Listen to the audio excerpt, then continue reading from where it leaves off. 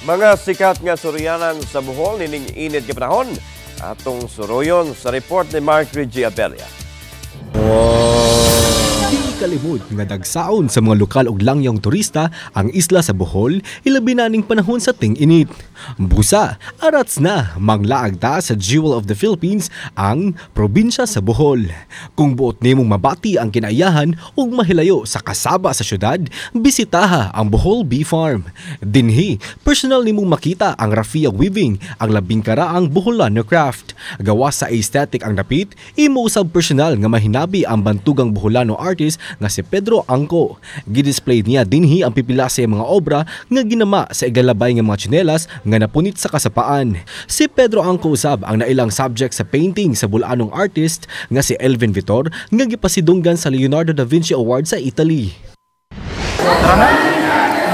Kung ikaw giinita na, bisitaha ug mahimong magpabugnaw sa Hinagdanan Cave nga makita sa Dawis, Bohol.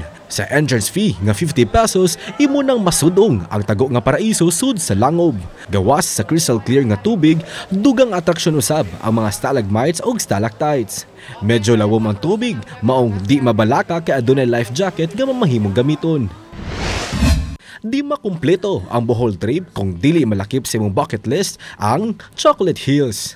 Hangak man paingon sa ibabaw, apan worth it ra ang tanan kay dinhi imong makita ang 360-degree view sa Chocolate Hills.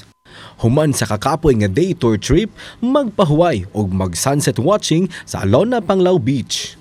Kauban si Clans Gabutin, Mark Reggie Abella. Balitang Bisdak.